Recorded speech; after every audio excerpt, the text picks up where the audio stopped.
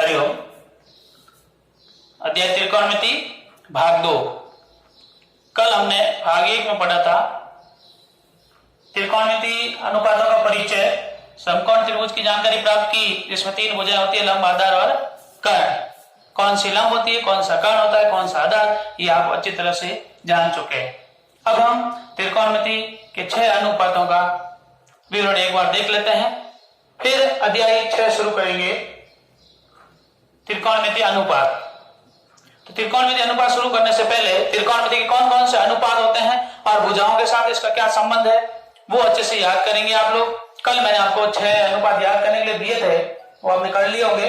पहले क्रम से याद होने चाहिए। सबसे पहले कौन सा है, साइन थीटा, दूसरा कॉस थीटा, तीसरा टेन थीटा। 3 मुख्य अनुपात है और 3 इसके व्युत्क्रमानुपात है। व्युत्क्रमानुपात हुआ कॉट, सेक और कोसेक। इस प्रकार क्रम से 6 अनुपात को याद रखने हैं। साइन, कॉस, टेन, कॉट, सेक, कोसेक। इनका भुजाओं के साथ संबंध क्या होता है? साइन का होता है लंब बटा कर्ण, कॉस का होता है आधार बटा कर्ण, टेन का होता है लंब बटा आधार, कॉट का आधार बटा कर्ण, सेक होता है कर्ण बटा आधार और कोसेक होता है कर्ण बटा लंब। अब आगे शुरू करते हैं। अब आपने याद करने की कोशिश की होगी, अब थोड़ी सी समस्या आई होगी याद करने में कि भाई जी याद नहीं हो रहा है, लंब बटा कर्ण, आधार बटा कर्ण, इसमें कंफ्यूजन हो रहा है। तो थोड़ा सरल तरीके से कैसे याद कर सकते हैं वो मैं आपको बता दूं।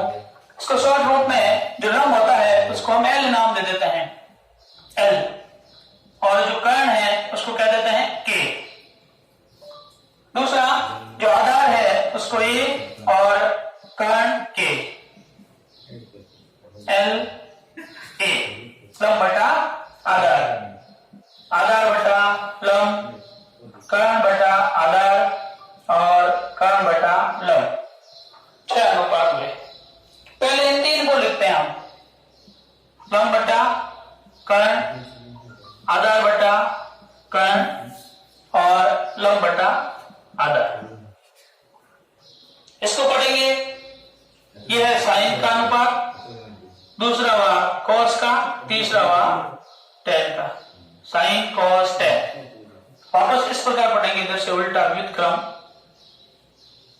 चौथा हुआ सेक, कॉट, सेक और कोसेक, कॉट, सेक और कोसेक। 6 अनुपात क्रम से याद है, 1 2 3 4 5 6। 3 सीधे 3 इसके व्युत्क्रमानुपात। वापस इसको ऐसे लिखेंगे 1 2 3 साइन, कॉस, टेन, फिर कॉट, सेक, कोसेक। तो ये क्या हुआ शब्द, एल ए, लाल कक्का। लाल कक्का याद रखना है। समय समय पर जब याद नहीं आए तो लाल कक्का को याद करना है, और जैसे ही याद आएगा आप रफ कॉलम देख सकते हैं और इसको क्रम दे सकते हैं। फिर हो गया लंब बटा कर्ण, आधार बटा कर्ण, लंब बटा आधार। ये याद करने का एक शॉर्ट तरीका है जो बहुत ज्यादा प्रचलित है। तो आप भी इसको अच्छे से नोटबुक में लिख करके समझ सकते हैं और याद कर सकते हैं। अब हम बात करेंगे तो समकोण त्रिभुज में 2 भुजाएं ज्ञात करते हैं। समकोण त्रिभुज में 2 भुजाएं दी हुई हो, तीसरी भुजा ज्ञात करते हैं। तो पूर्व में आपको बताया गया पाइथागोरस प्रमेय काम में लेते हैं। जैसे समकोण त्रिभुज हुआ ए, बी और सी। समकोण त्रिभुज में समकोण के सामने वाली भुजा को आपने कर्ण कहा, थीटा के सामने वाली भुजा को लंब कहा, और थीटा और समकोण को मिलाने वाली भुजा जो है वो आधार है। आज तक आप पढ़ता है जब 2 भुजाएं दी हुई हो और तीसरी भुजा का मान ज्ञात करना हो तो कौन सा सूत्र लगाते हैं, बोधायन प्रमेय या पाइथागोरस प्रमेय।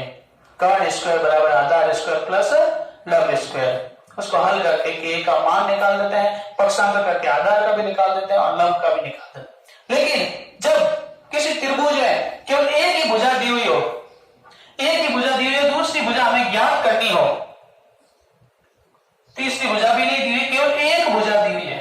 क्या दिया, केवल एक भुजा दी हुई, दूसरी भुजा ज्ञात करनी है, उस समय अपना पाइथागोरस प्रमेय काम में नहीं आता है। इसके बदले में दूसरा अवयव हमें कोण दे दिया जाता है, न्यून कोण दे दिया जाता है, और फिर हमें एक अन्य भुजा ज्ञात करनी होती है। तो फिर कैसे करेंगे? ये करने के लिए हम त्रिकोणमिति अनुपात ज्ञात करते हैं कोणों के साथ। कोणों के साथ जैसे मान समकोण त्रिभुज में एक कोण 90 डिग्री का हुआ, दो अन्य कोणों का योग होता है 90 डिग्री। इसमें एक मान लो 30 हुआ तो दूसरा कोण 100 कितने डिग्री का हुआ? 60 डिग्री का हुआ। कई बार समकोण समद्विबाहु त्रिभुज होता है जिसमें क्या होता है, एक कोण 90 हो गया, दूसरा 45 हुआ, 45 हुआ। ऐसी परिस्थिति मान लो 20 के बराबर 1 सेंटीमीटर दिया हुआ है और अपने को ए बी ज्ञात करना है। यहाँ केवल कोण दिया हुआ है, दूसरी भुजा दी हुई नहीं है, तो भी हम बिल्कुल ज्ञात कर सकते हैं। वो कैसे ज्ञात करेंगे, किसके द्वारा संभव है? वो है त्रिकोणमिति के कोणों के साथ अनुपात। तो त्रिकोणमिति की भुजाओं के साथ जो अनुपात है, ये यहाँ पर थीटा की जगह मान लो 30 डिग्री, 45 डिग्री, 60 डिग्री आए और लंब या कर्ण में से एक भुजा दी हुई है, तो दूसरी भुजा हम किस प्रकार सॉल्व करेंगे? उसके लिए हमें कोई विशेष कोणों की सारणी चाहिए। त्रिकोणमिति के अनुपातों की विशेष कोणों की सारणी, वर्ड या विशेष कोण। विशेष कोण कौन से होते हैं? हम सब ने कोण बनाना सीखा था छोटी कक्षा में, कोण की रचना करना 30 डिग्री, 45 डिग्री, 60 डिग्री। तो सीधा सा जो कोण है हम प्रकार की सहायता से बना सकते थे बिना चांदे का प्रयोग किए, जैसे 30 है, 45 है, 60 है ना, 90 डिग्री है। ये कोण ऐसे है जो बिना चंद्र हाथ में लिए हम प्रकार की सहायता से बना सकते हैं, और यही समकोण त्रिभुज में आने के चांस ज्यादा रहते हैं। समकोण त्रिभुज में 90 के अलावा जो दो कोण आते हैं वो होते हैं 30, 45 और 60। इनका त्रिकोणमिति के साथ क्या क्या अनुपात है उसकी हम एक सारणी बनाएंगे। सारणी किस प्रकार बनाते हैं वो थोड़ा ध्यान से समझिएगा। सर्वप्रथम हम लिखते हैं 6 अनुपात। त्रिकोणमिति के 6 अनुपात लिखेंगे।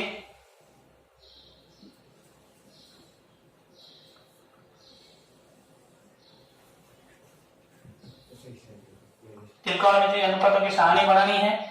सारणी की लाइनें में खींच लूं तब तक आप उन अनुपातों को क्रम से याद कर लीजिएगा।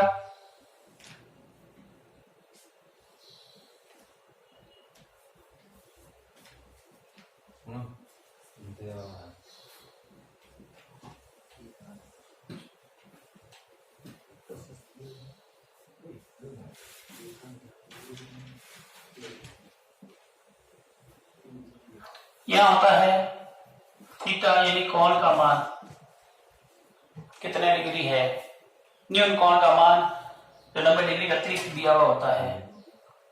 इस तरफ होगा अनुपात। अनुपात लिखते हैं हम क्रम से। सबसे पहले क्या होगा, साइन थीटा, दूसरा होगा कॉस थीटा, तीसरा होता है टेन थीटा, याद कर लेना हमें क्रम से अनुपात। चौथा होता है कोट थीटा, पांचवा होगा सेक थीटा और छठा होगा कोसेक थीटा। क्रम से नाम याद होना चाहिए, साइन, कॉस, टेन, कोट, सेक, कोसेक।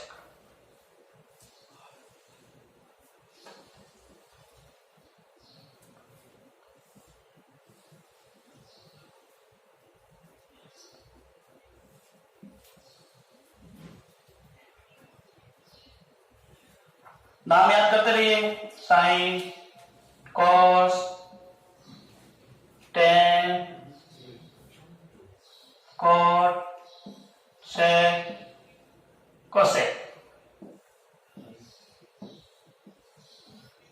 अब विशेष कोण के अनुपात यहां कर रहे हैं तो क्या होगा, 0 डिग्री, सबसे पहले लेंगे 0 डिग्री, फिर 30 डिग्री, 43 डिग्री, 60 डिग्री और 90 डिग्री।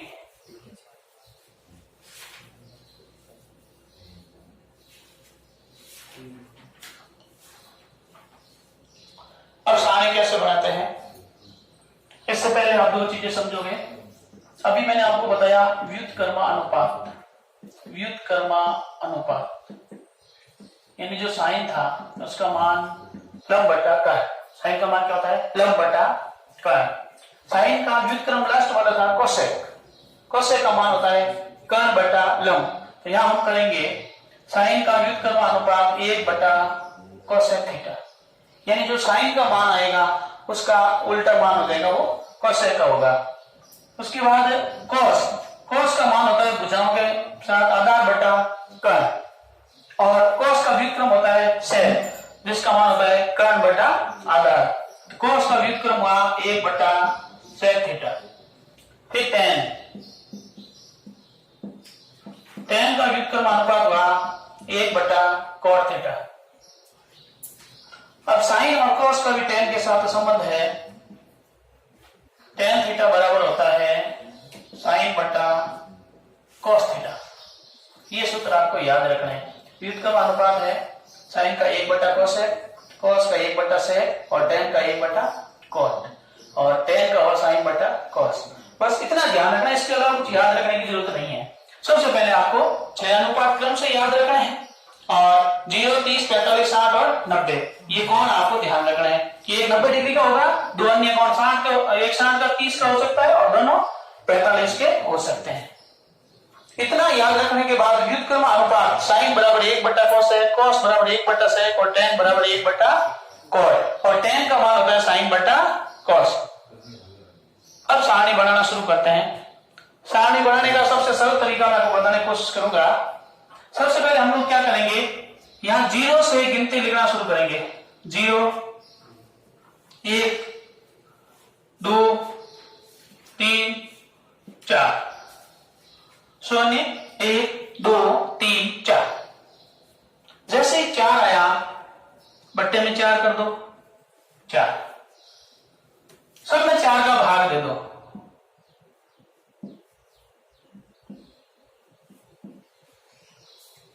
जैसे 4 का भाग पूरा हुआ, फिर आप शुरू कर देते हैं वर्गमूल रूल।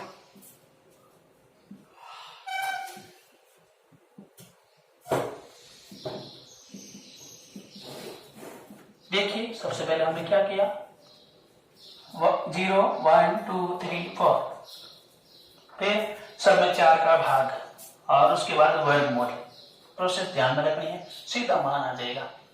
0 में 4 का भाग 2, 4 ही आया कि 0 आया?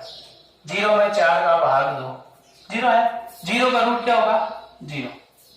0 का वर्गमूल भी 0, 0। 1 का वर्गमूल होता है 1, 4 का होता है 2, 1 बटा 2। 1 का भाग 4 में 2 बार। 1 का वर्गमूल होगा 1 और 2 का होगा वर्गमूल 2 रूट 2। 3 का रूट 3 लिखेंगे और 4 का होता है 2। 4 का भाग 4 में 1 बार और 1 का रूट आया 1। इस प्रकार साइन 0 का मान 0 ही होगा। साइन 30 का मान होगा 1 बटा 2। साइन के साथ थीटा की जगह यदि 30 डिग्री आएगा तो भुजाओं का अनुपात होगा लंब और कर्ण का 1 बटा 2, 1 अनुपात 2। साइन 45 का मान होगा 1 बटा रूट 2 वर्गमूल 2। साइन 60 का मान होगा रूट 3 बटा 2 और साइन 90 का मान होगा 1। अब ये आपको याद रखना है, 0, 1 बटा 2, 1 बटा रूट 2, रूट 3 बटा 2 और 1 याद करना है, इसको समझना है। ऐसे नहीं कर आंख बंद करके रट लिया, नहीं, समझने की कोशिश करो। जैसे साइन 45 आया तो क्या आएगा? 1 बटा रूट 2 आएगा। साइन 45 आया तो 1 बटा रूट 2। साइन 30 आया तो 1 बटा 2। अब अगले मान ज्ञात करेंगे कॉस का मान। साइन और कॉस एक दूसरे के पूरक होते हैं। पूरक कोण किसे कहते हैं मैंने कल बता दिया आपको, पहले वाले वीडियो में भाग 1 में बता दिया।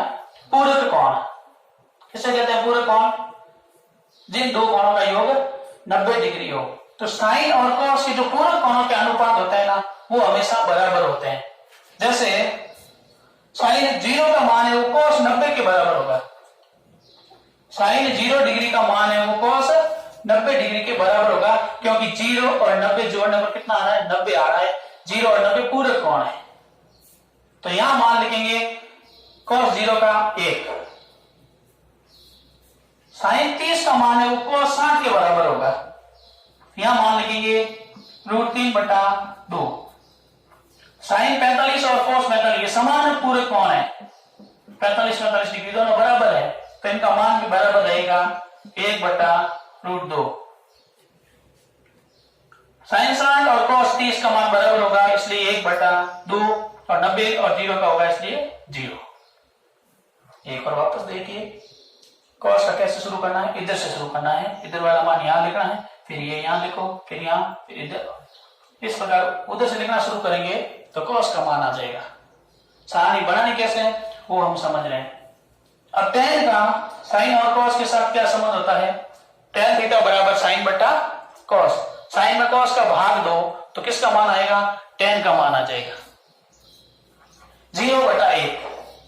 अब भाग कैसे देते देखो, 0 में 1 का भाग दिया क्या आएगा, 0 में 1 का भाग दिया तो 0 हुआ भाजी और 1 हुआ भाजक। कितनी बार गया, 0 बार गया, 0 घटाया, सेम संख्या घटी, क्रॉस आ गया, कुछ नहीं बचा, तो यहां पे क्या आएगा, 0 आएगा। 1/2 में √3/2 का भाग दो, क्या करेंगे, 1/2 में भाग लेंगे √3/2 का, 1/2 गुणा 2/√3। भाग को गुणा में बदला, अगले बिट को पलट दिया, तो क्या है 1/√3। यानी क्या हो रहा है, हर से हर कट रहा है, दोनों अंश लेके जा रहे हैं, 1/√3, तो यहां पर लिख देंगे 1/√3। अब यहां पर भी हर से हर कट 1/1 मतलब क्या है 1, tan का तो इसका मान 1, यहां पर भी हर से हर कट गया तो क्या है √3। √3 में 1 का भाग देंगे √3 आएगा।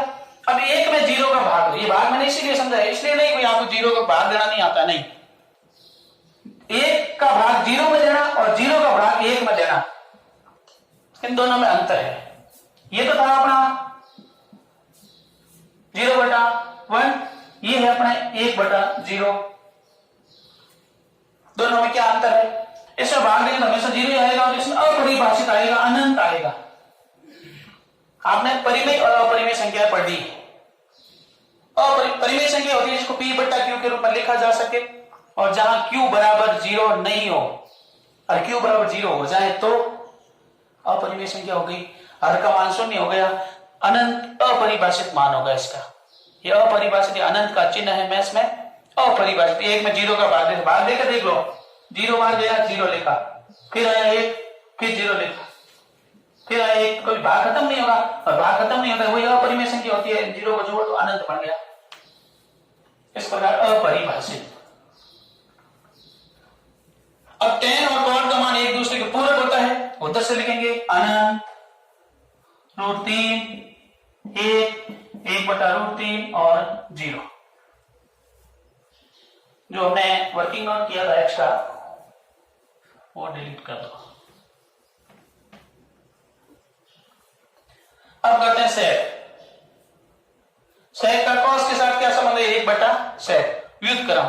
cos के जितने भी मान हैं सबको पलट दो, किसके मान हो जाएंगे, sec के, क्योंकि cos का मान होता है आधार बटा कर्ण और sec का होता है कर्ण बटा आधार, तो इसकी व्युत्क्रम अनुपात है, उल्टे है, इसलिए हम यहां पर उल्टा लिख देंगे। cos का मान 1 का व्युत्क्रम 1 ही होता है, 1 का व्युत्क्रम क्या होता है 1, इसका व्युत्क्रम होगा 2/√3। व्युत्क्रम का मतलब अंश को हर बना दो, हर को अंश बना दो, 1/√2 का होगा √2/1, बटा 1 करने पर भाग √2 बार जाएगा, इसलिए √2, इसका हो गया 2/1। अब शून्य का व्युत्क्रम, शून्य का व्युत्क्रम, शून्य का मतलब हुआ ये हुआ 0/1, इसका व्युत्क्रम क्या हुआ 1/0, और 1/0 होगा क्या होगा अनंत। तो आपसे कोई पूछ ले कि शून्य का व्युत्क्रम, शून्य का व्युत्क्रम हमेशा अनंत होता है, अपरिभाषित होता है। 1 का व्युत्क्रम 1 ही होता है और शून्य का व्युत्क्रम अपरिभाषित होता है। छोटा सा पॉइंट याद रखना ही होगी।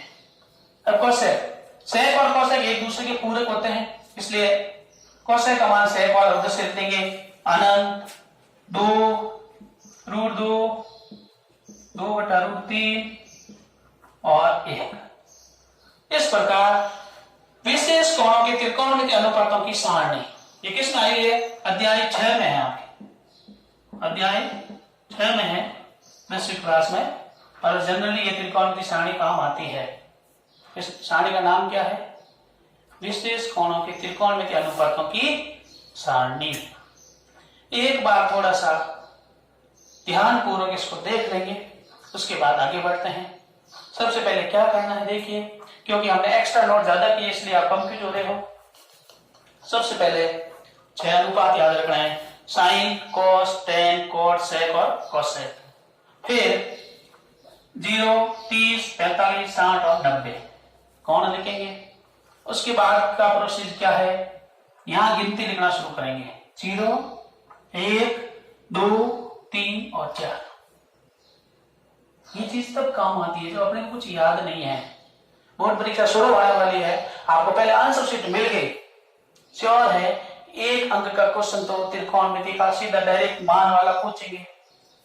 फिर मैंने बताया 8वें अध्याय में 3 नंबर का एक सवाल आता है जिसमें ऊंचाई और दूरी संबंधित क्वेश्चन है, लंब या आधार ज्ञात करना होता है, उसमें भी ये मान काम आएगा। इसके अलावा 15वीं प्रश्नावली में आप क्वेश्चन पूछते हैं, लघु वृत्तखंड का क्षेत्रफल 1/2 r² sin थीटा होता है, वहां पर भी ये मान काम आता है। तो जाते ही सारणी तो आपको खाली समय मिले उस समय अंतिम पृष्ठ पर बना देनी चाहिए, और जिन विद्यार्थी को मान याद रहते हैं तो बहुत अच्छी बात है, फिर समय खराब करने की जरूरत नहीं है। और किसी कारण से मान याद नहीं रहे तो आपको ये सारणी पहले ही बना देनी चाहिए अंतिम पृष्ठ पर, फिर मान काम आ जाएंगे और इससे 3-4 नंबर का फायदा जरूर होगा।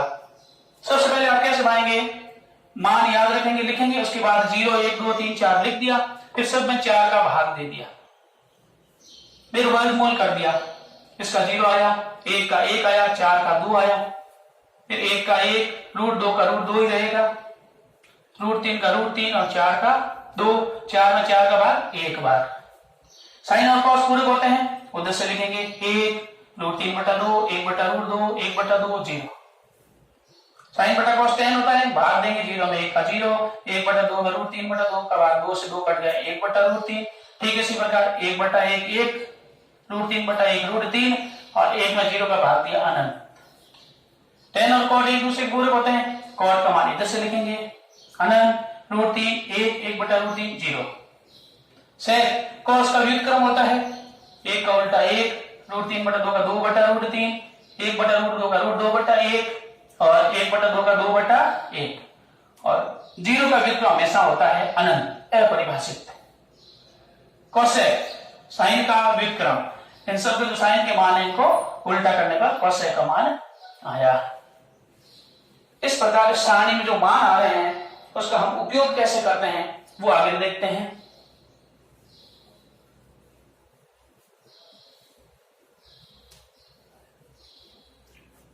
अध्याय 6 में और इसकी विविध प्रश्नमाला, इसमें सब क्वेश्चन ऐसे ही आए हुए हैं जिसमें हमें मान ज्ञात करना है सारणी के अनुसार।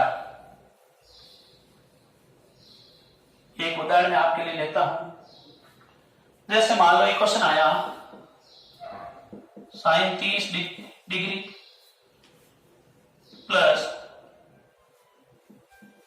Cos 30 degree,